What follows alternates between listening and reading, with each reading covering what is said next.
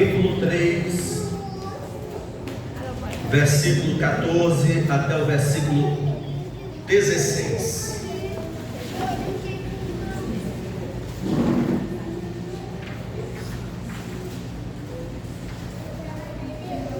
Amém?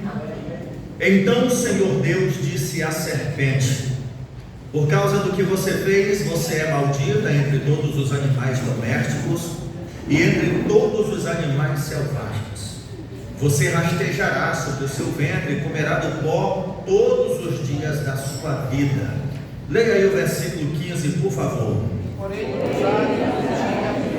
e a tua semente e a sua semente, esta te ferirá a cabeça e ferirá o calcanhar. E a mulher lhe disse: aumentarei em muito os seus sofrimentos na gravidez, com dor você dará à luz filhos.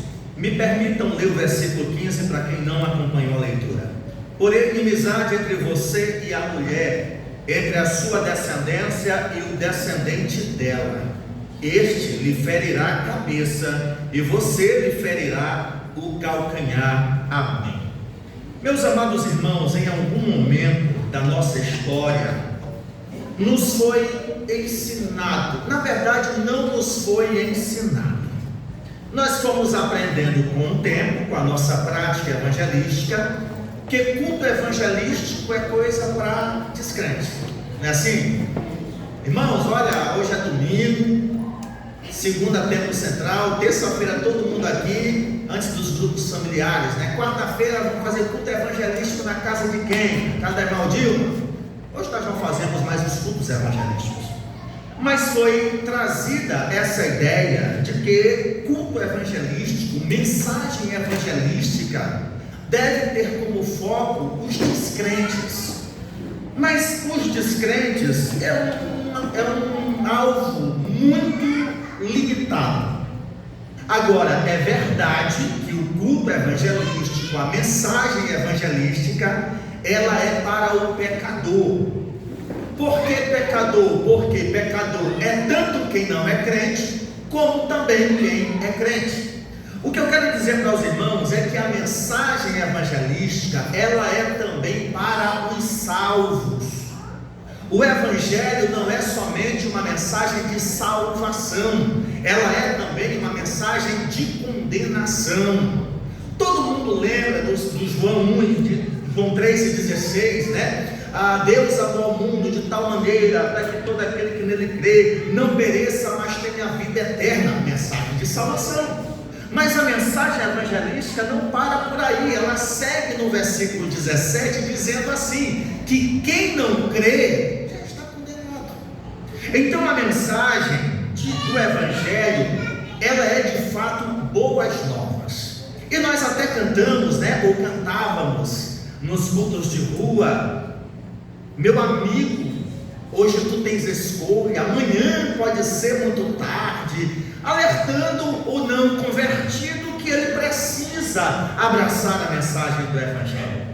Mas nós estamos numa noite de domingo e eu receio que se há alguém aqui não crente, é bem pouquinho. Mas eu não vim pregar para não crentes, eu vim pregar para os crentes, porque a mensagem do evangelho, ou o evangelho em si, ele é boas novas. E ele não deixa de ser boas novas quando ele fala de condenação.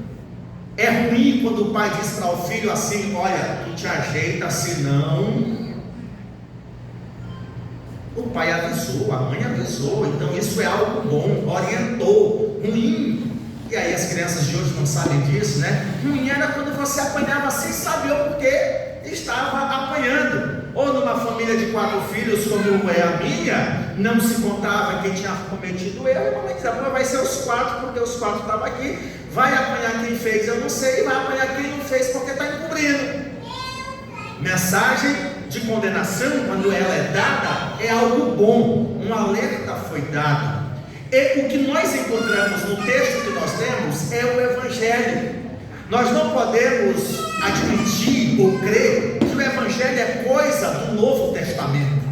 As boas notícias sempre foram pregadas sempre foram trazidas, e a mensagem do Evangelho, a mensagem evangelística, ela é trazida em um ambiente hostil, de pecado, de separação de Deus, de falta de comunhão, de alienação da aliança com o Senhor. Nós temos que admitir que o profeta Isaías foi um evangelista, foi um missionário para os judeus do reino de Judá.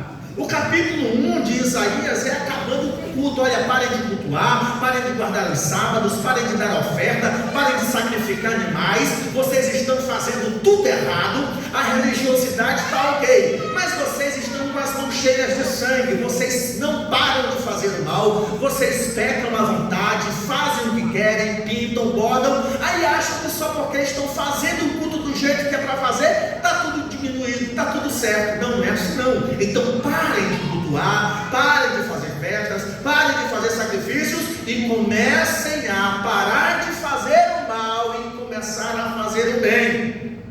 Essa é uma mensagem evangelística. Ele estava falando para crentes que achavam que porque cultuavam, davam seus dízimos, suas ofertas, cumpriam com suas práticas religiosas semanais, estava tudo ok. Aquele sentimento de agora é Deus que está me devendo, eu fui lá, eu fiz a minha parte. Isaías diz: parem. No capítulo 1, Deus, por meio de Isaías, ainda diz assim: eu estou pensando aqui, como eu vou castigar vocês? Porque vocês estão doentes da planta do pé até a nuca, até a ponta da cabeça. Vocês estão cheios de feridas, cheios de chagas. Deus está falando isso para um povo religioso que estava cumprindo rigorosamente os mandamentos litúrgicos, as ofertas, os sacrifícios. No entanto, diante do Senhor era tudo muito bonito. O problema era fora do culto, era fora do ambiente de sacrifício, fora do ambiente de adoração. Lá na presença do Senhor estava todo mundo muito crente. Deus diz no capítulo 1 do profeta Isaías: quando vocês levantam as mãos, eu viro o meu rosto. Quando vocês aumentam a voz em oração, eu tapo os meus ouvidos. Parem de fazer o mal, aprendam a fazer o bem. Quem sabe está galardoando para vocês. É uma mensagem de alerta, de exortação. Mas esse mesmo profeta Isaías, em meio a essa calamidade espiritual, a essa falsa espiritualidade, a esse perfil de piedade de que Paulo trata, né? Eles têm forma de piedade, parecem piedosos, mas mantêm distância. É para esse povo que o profeta Isaías diz: olha, chegará o dia que uma virgem dará à luz um filho e lhe colocará o nome Emanuel. Isso é uma boa notícia. Olha, hoje ninguém presta, está todo mundo condenado. Vocês estão precisando de salvação, mas não é agora que o Messias vem. O Messias ainda virá, porém vocês precisam se arrepender hoje. Esse mesmo profeta Isaías vai falar do ministério do Salvador, 800 anos antes de Cristo nascer. Um menino nos nasceu, um filho se nos deu, o governo está sobre os seus ombros, seu nome é maravilhoso, conselheiro, Deus forte, Pai da eternidade, príncipe da paz. E aí nós esquecemos o versículo de número 7.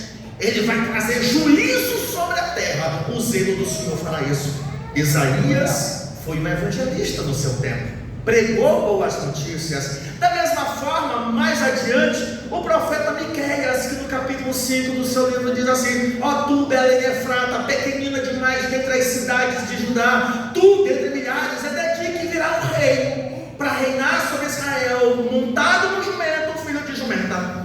Miqueias está lembrando: olha, virá o Salvador, o Messias virá, ele vai estar sobre nós. E qual é a mensagem que os evangelistas, não somente Isaías, não somente Miqueias, mas nós chegamos em Mateus, nós temos não só em Mateus e em Lucas, mas os anjos como evangelistas. Os anjos, eles anunciam a vinda do Messias. Olha, esse que eu vos trago boas novas de grande alegria, é que nasceu na cidade de Davi Cristo, que é o Salvador. Os anjos também trouxeram essa mensagem. Mas o que eu quero dizer para os meus irmãos é que essa mensagem não é, em primeiro lugar, algo pregado só na parte dos apóstolos. O evangelho, ele não existe só a partir do momento em que Cristo Jesus é concebido no ventre de Maria. O primeiro evangelista, o primeiro missionário a pregar o evangelho, virar o Salvador, foi o próprio Deus. Adão e Eva, como representantes da raça, se levantam contra Deus, pecam deliberadamente, espontaneamente, conscientemente, passíveis de condenação. A mulher que me deu, tu é culpado também. E diante desse cenário de rebelião, porque é muito comum se falar, o pecado de Adão foi desobediência. Verdade, mas essa desobediência é tratada por Paulo na carta aos Romanos como ofensa. Como por uma só ofensa entrou o pecado no mundo, pelo pecado a morte passou a todos os homens. Ofensa. Paulo trata a desobediência dos nossos pais Adão e Eva como ofensa. Deus foi ofendido, o relacionamento foi afetado, Deus foi desrespeitado, e para isso nós precisamos entender as ramificações do pecado de Adão, da desobediência de Adão. Qual foi o problema? Qual foi o pecado? Eles comeram do fruto. O pecado não foi comer do fruto, mas do que estava no seu coração. Então essa desobediência não foi a teologia do Chaves, foi sem querer querendo, ou não queria e acabei querendo. Não, existem raízes nesse pecado de Adão para que nós possamos entender a gravidade. Não foi um mero comer do fruto.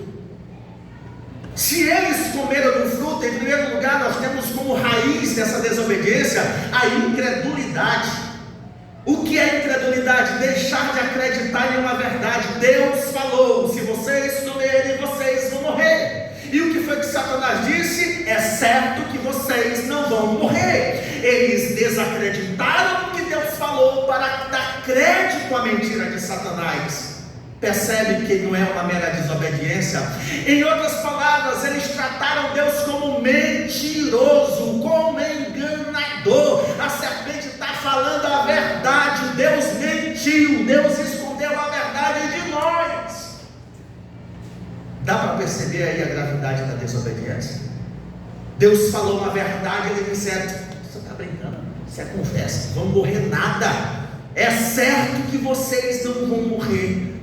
Essa desobediência tem sua raiz não somente na incredulidade, mas também na ingratidão.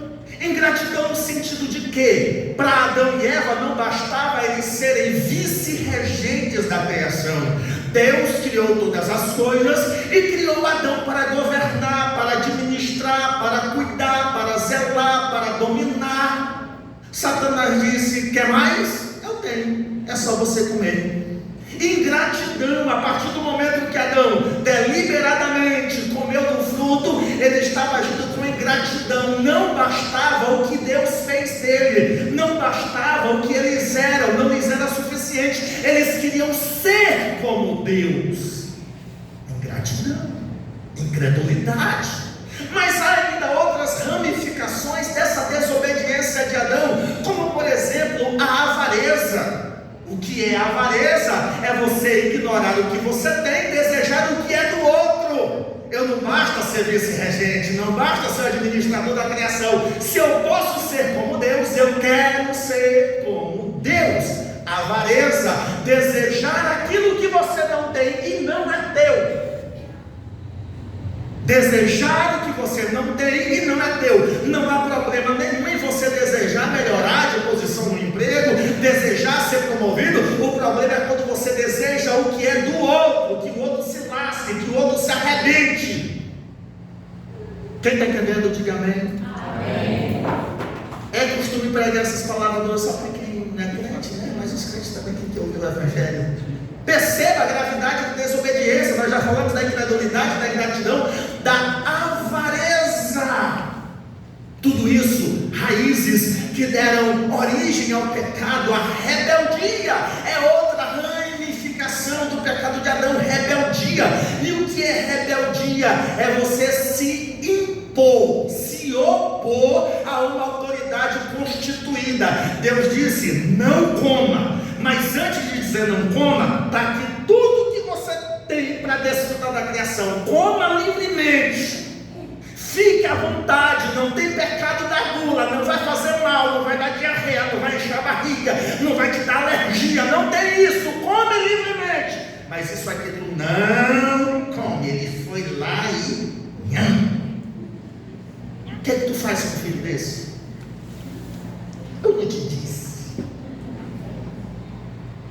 famosa taca conversada. Aí os pais não podem ameaçar. Eu costumo dizer, que geralmente dizem assim: olha, se eu te pegar, eu vou te todinho. Mas eu te mato. Não vai, olha, se eu te pegando, eu não diga nada. Não foi uma mera desobediência, foi um pecado envolto de ingratidão, de rebeldia, de avareza, de incredulidade. Se rebelou contra a autoridade de Deus. Não coma, não faça, não passe daqui. A única coisa que ele não deveria cometer, ele cometeu. O que esperar diante disso? Condenação. Porque Deus lhes avisou: você vai morrer, a vida vai se acabar. Mas antes da morte chegar, nos versículos anteriores ao 14, nós temos as condenações. A condenação para a serpente animal: olha, tu vai comer pó. Eu não sei se ela voava, se ela tinha pata, mas deduz-se que um dos dois ela tinha, porque a partir de então tu vai arrastar o peito até os dias da tua vida. Tu vai comer pó. Isso aqui é uma condenação à serpente animal, ao bicho. Mas a partir do versículo de número 15, nós temos a condenação à serpente Satanás, ao emissário da tentação por trás da serpente. E você pode até perguntar: pastor, Deus puniu o animal? Puniu. Não só a serpente animal, mas houve um desequilíbrio na criação. O homem que deveria dominar sobre os animais, eu duvido se ele tem coragem de chegar diante de um leão não domado. Se ele vai para o mato, ele tem que ir armado, porque senão o bicho come. Como é aquele ditado: se ficar o bicho pega, se correr o bicho come. Isso não aconteceria se não fosse esse pecado dos nossos pais. Esses animais deveriam ser subjugados. Deus deu para que o homem dominasse, comesse e fizesse desses animais o que ele bem entendesse. Eu costumo dizer que Adão e Eva pecaram antes de pecar. Quando eles viram Satanás lá chamado caranguejeira, era para ele matar. Mas ele inventou de dar um nome para aquele cão. Eu não tenho medo de nada, mas se eu ver uma caranguejeira na masculinidade, ela deixa a desejar. Não vem com essa frescura pro meu lado, não tem acordo. Se eu tiver aqui, a mulher estiver morrendo lá na caranguejeira no meio, meu amor, tchau. Todo lugar que eu sou pastor, eu digo isso. Eu fui pastor em Arari, rapaz, não tem lugar para ter mais cama de 8 patas do que naquele lugar. No inverno parece que o Satanás diz: vai para casa dele. Elas passam o verão todinho crescendo, aí no inverno elas vão atentar o campo reza toda. E aí os irmãos de Arari não tinham uma vez para dizer: pastor, sou eu, vim lá que eu lembrei disso, olha o tamanho da bichona aqui. Tem que fazer mesmo. Então não tem acordo comigo. Eu acho que Adão devia dizer: não, essa aqui não passa, tá? Ou então Noé, né? Acho que Noé lá entrou que tinha que entrar na caranguejeira, não, sai daqui, vai-te embora. Mas talvez ela se pendurou lá na tábua, enfim, está aí hoje. O que eu quero dizer para os irmãos, a parte dessa brincadeira, é que houve uma desordem na criação, houve um desequilíbrio na criação, e a mesma terra que daria comida, que daria sustento, era a mesma terra que produziria cardos e abrolhos, ervas daninhas.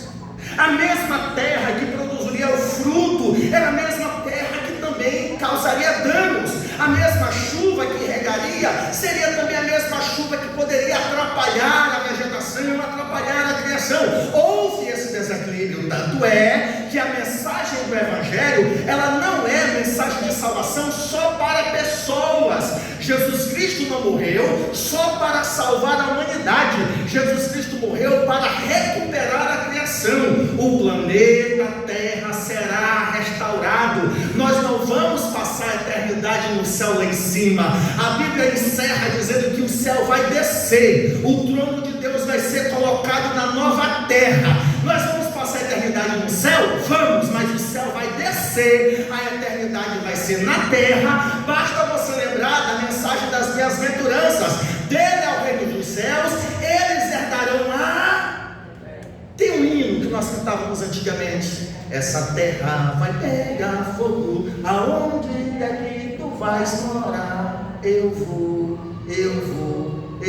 com Jesus morar. Não vai ficar nem raiz, nem ramo. É verdade, mas essa terra, ela não vai ser destruída, desfeita. Ela vai ser restaurada. Ela vai ser expurgada, ela vai ser limpa. Jesus Cristo vai reinar nela por 1000 anos, e nesses 1000 anos ela será restaurada. A maldição que há nela, porque o texto de Gênesis 3 vai dizer: maldita é a terra por tua causa. Lá em Apocalipse 22 diz: e nela não há mais maldição. Jesus vem para restaurar a humanidade caída e o habitat.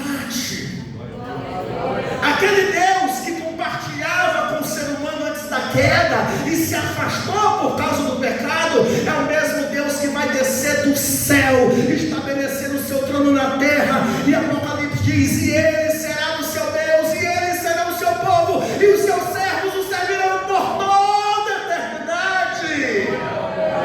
Isso é evangelho. O evangelho não é: olha, aceite Jesus, Jesus te perdoa aqui. O evangelho envolve progressão da salvação. Evangelho é mensagem de santificação. Vigia, esteja alerta, cuidado para que não caia. Nós somos desafiados todo dia, toda hora, a cairmos, a nos desviar, e por isso nós precisamos do evangelho, porque o evangelho que promove perdão é o mesmo evangelho que desenvolve a salvação. Evangelho não é só perdão dos pecados ou santificação presente. Evangelho é consumação, glorificação. Uma vez que nós aceitamos o evangelho, nós recebemos aqui agora perdão dos nossos pecados, recebemos até a morte, o arrebatamento, força do Espírito Santo para viver em santidade no mundo sob maldição, e no final de todas as coisas, a glorificação. O dia que nós vamos bater no peito e dizer: cadê a morte, o teu poder? Cadê o teu anzol? Vê se tu me fisga, vê se tu me derruba. Não tem mais esse poder. Tragada foi a morte pela vitória. O evangelho é uma mensagem completa: perdão, santificação, consumação. Para os crentes, para os que creem, salvação. Mas nós também devemos nos alegrar com a parte negativa do evangelho, que é a mensagem de condenação. Eu sei que é difícil imaginar isso, mas as irmãs que perderam os filhos para o diabo, morreram, e você tem certeza que eles vão para o inferno, chore aqui. Mas nunca, jamais na nova criação, alguém vai perguntar para você: e aí, irmã, como é que tu está? Podia estar melhor, né? Mas meu filho não está aqui. E o que foi? Não, morreu, desviado, está no inferno. Não haverá esse sentimento. Eu sei que não tem como a gente pensar, imaginar, porque as nossas emoções, e nós estamos estudando isso na EBD, foram afetadas pela queda. Se duvidar, até a maneira como nós pensamos no céu é desanimador. Bora lá, pensa aí no céu. Tem fumacinha em cima do chão? Tem. Tem gente com roupa vermelha lá? Não, todo mundo de branco. Clarão assim, ó. Sabe? Pensar no céu, um lugar que nós nunca vimos, é assim, é cantar mesmo a eternidade todinha. Ninguém dorme. Não, peraí. Será que o céu vai ser tão bom assim? Falando do céu para alguns adolescentes, pedindo para eles fazerem esse mesmo teste, tem alguns se diferenciando. Eu prefiro ficar aqui. Nós não conseguimos imaginar. Paulo diz na primeira carta aos Coríntios: nem olhos viram, nem ouvidos ouviram, e nem passou no coração humano. A questão é que esse Paulo, ele veio, porque ele é levado até o terceiro céu. Mas esse Paulo diz que lá ele viu coisas que não tem como falar em palavras humanas.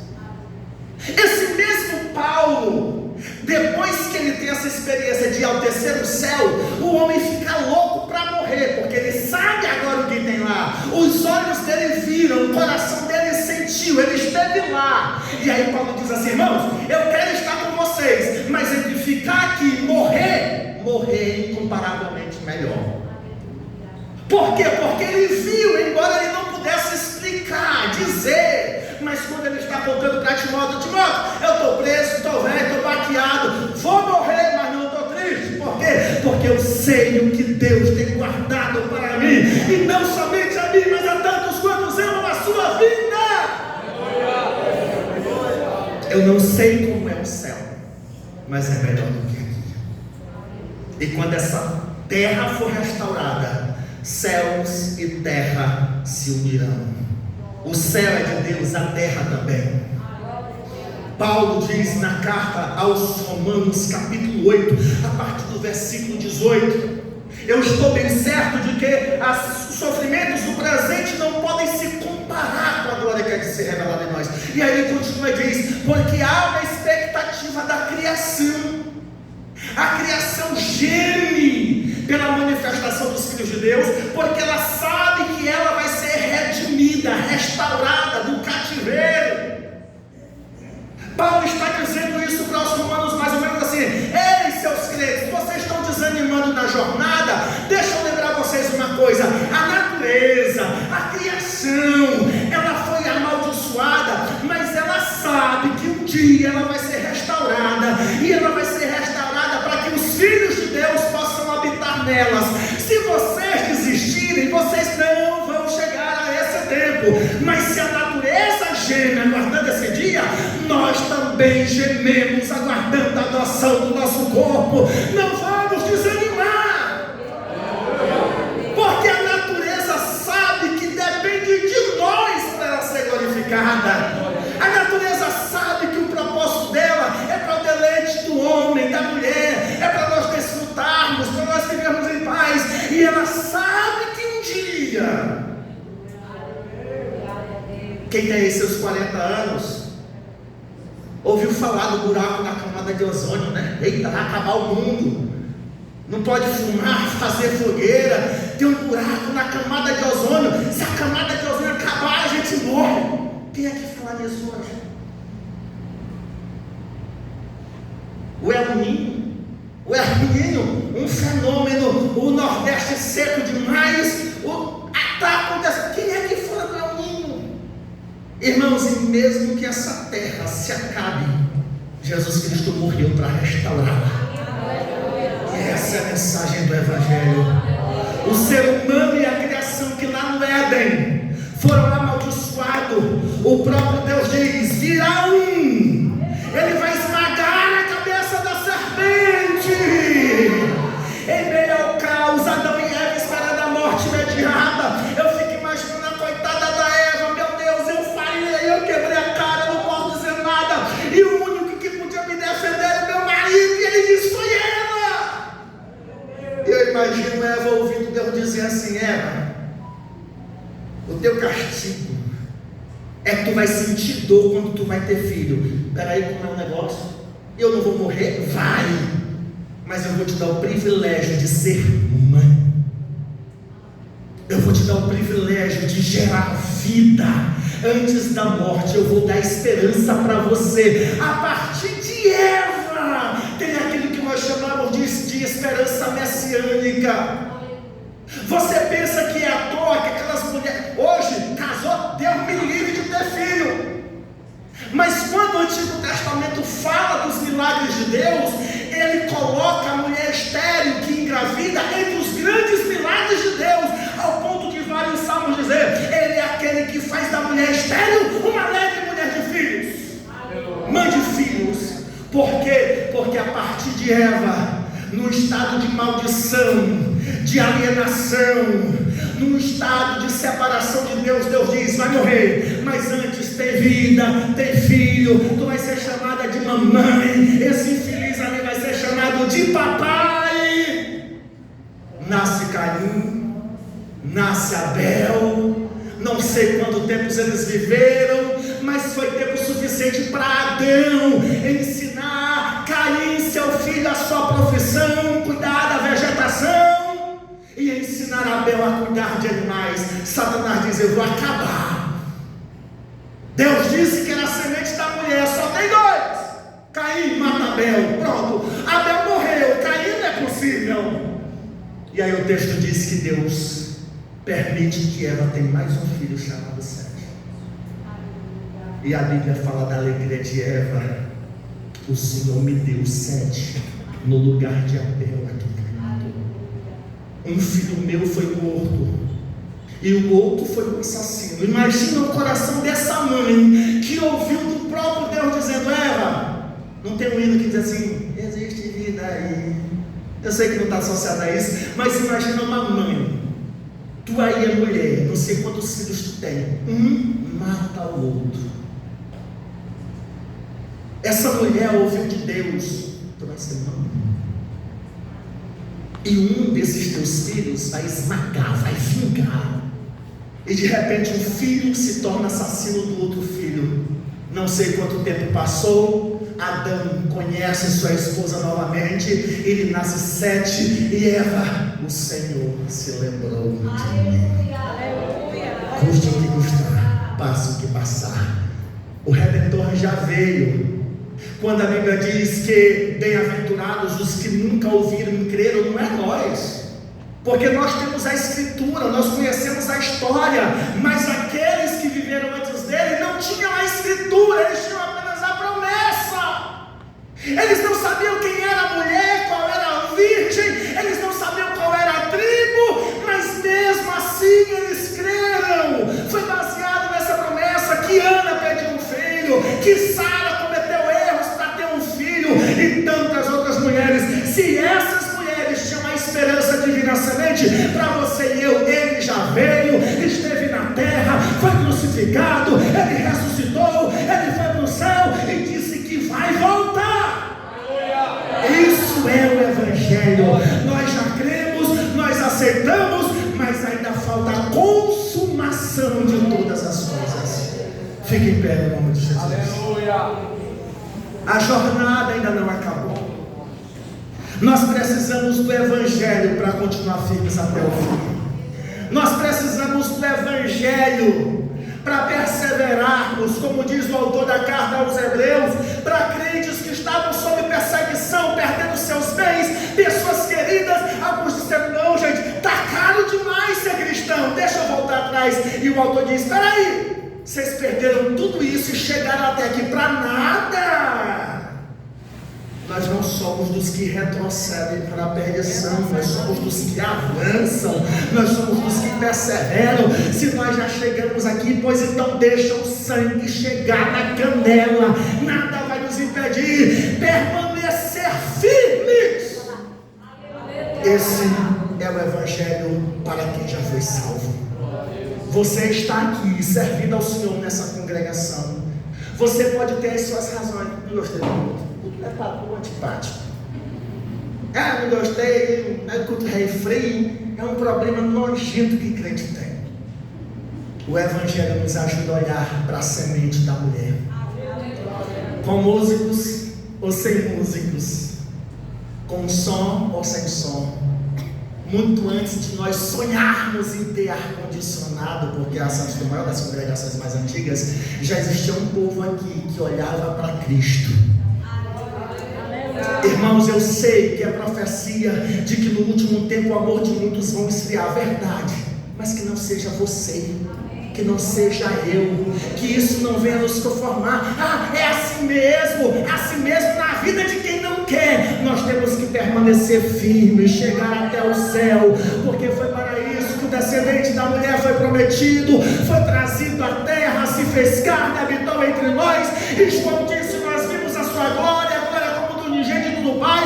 Você e eu ainda não vimos, mas desfrutamos aqui agora da obra da salvação, e um dia você e eu veremos face a face como Ele é. Aleluia!